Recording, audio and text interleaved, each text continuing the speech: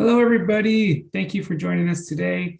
I have two amazing kinesiology and health promotion students here to talk about managing stress. I'm going to let them introduce themselves and take it over.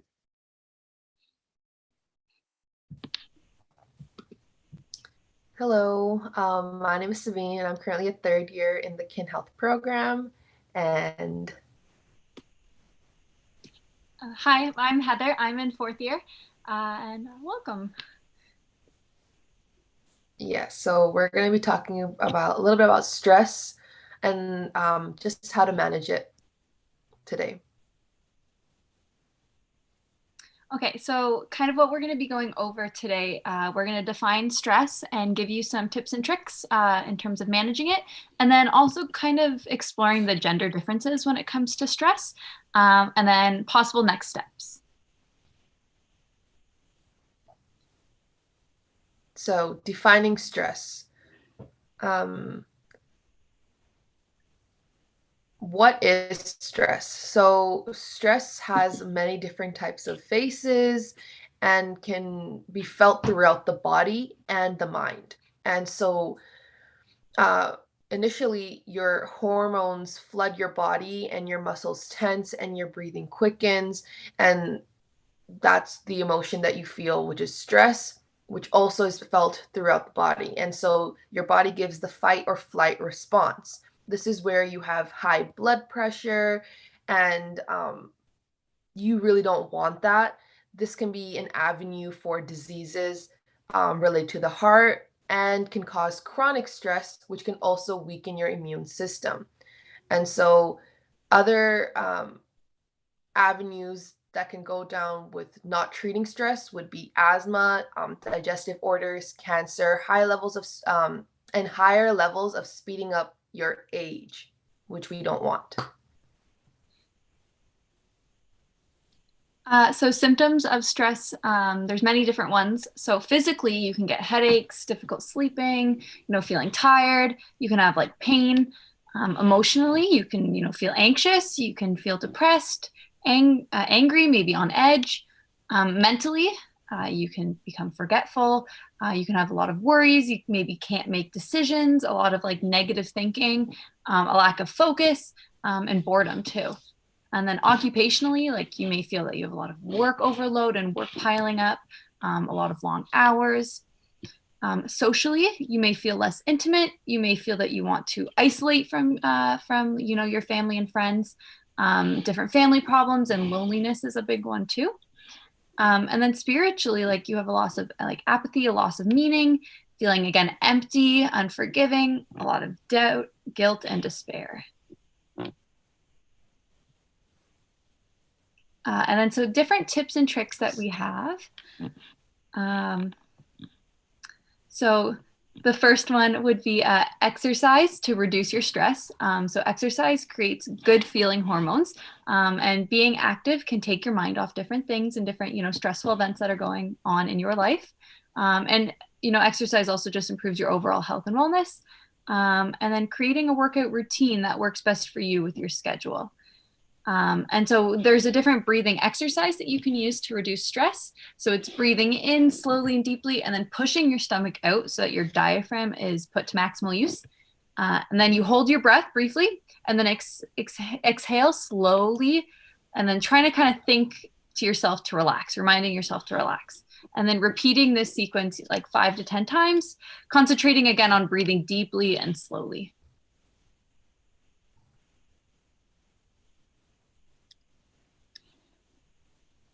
So, Sheridan Athletics actually offers a great range of fitness classes and resources.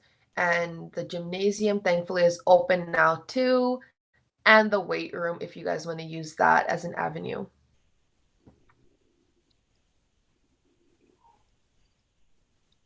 All right, so another way to relieve stress is meditation or mindfulness. And so meditation is actually a proven way to deal with to deal with stress.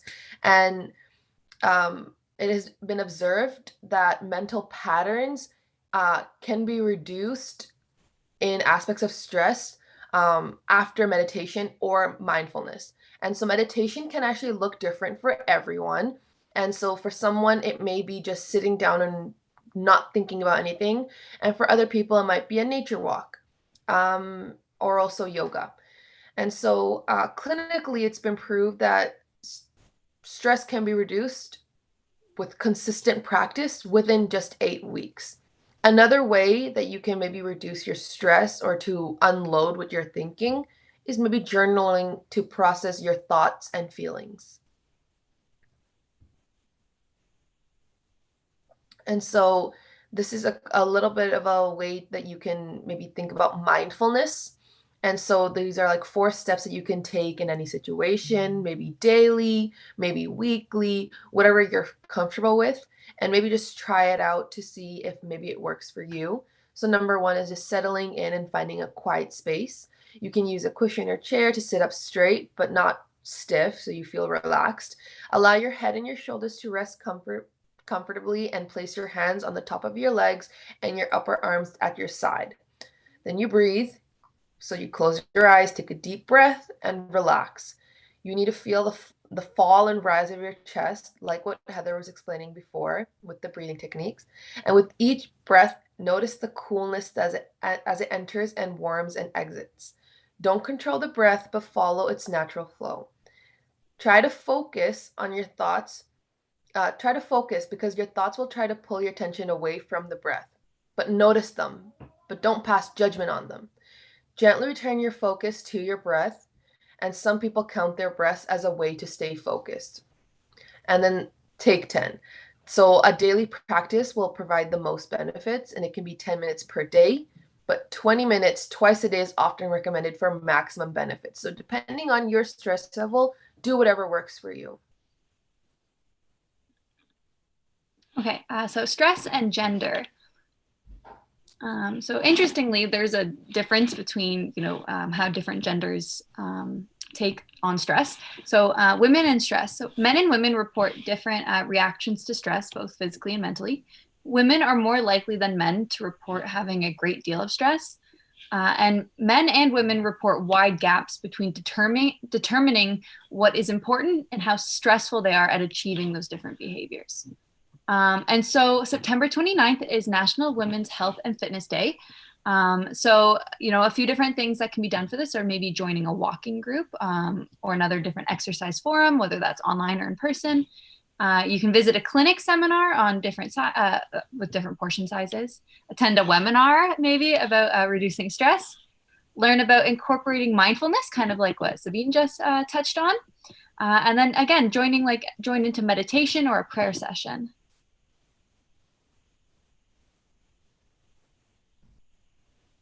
Okay, so next steps. I know might be a lot of information, but the whole point was to let you know that there are resources available for you to manage your stress. And sometimes it can feel like you really don't know what to do. So hopefully these next steps can help you in maybe trying to manage some of that stress. So reflect on the sources of your stress, figure out exactly what is stressing you out, and then maybe face change and be accepting to changing the fact that like this thing makes me stressed out. Maybe I should change it.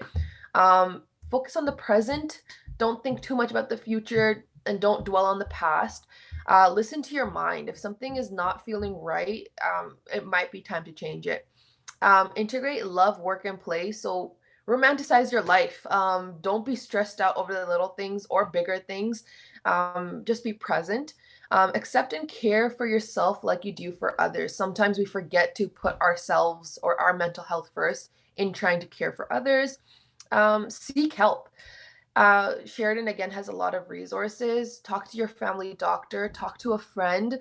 There's always someone there that will listen and will be wanting to help you out as well.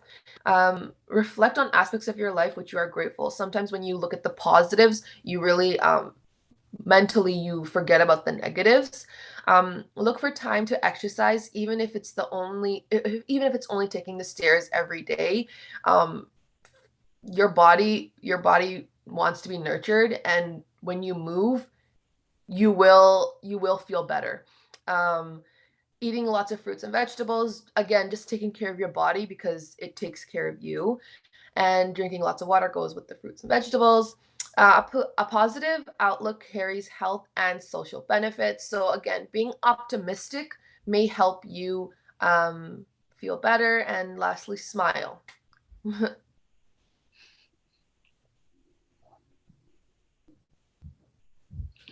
All right, so that was our little information session, guys, about stress management. Hope you enjoyed it. Is there any questions? Yeah, is there any questions? There is someone on the call, so maybe. Thank you very much. I'll give Joel a second. If he does have any questions, you can put it in the chat. Thank you very much. And Sabine, I love the one line you had there towards the end. Your body wants to be nurtured, and that's what a lot of this presentation was about. We hope you stay active, and it can be an effective way to manage stress. And when you do need to seek help, and if you need to seek help within the school, the best way to do that is to email Ask an Advisor. That connects you with the student advisor to potentially connect you with more resources throughout the school that can help you manage stress. So I think that concludes the presentation. Thank you very much. And I'm looking forward to next week as we go into staying active on the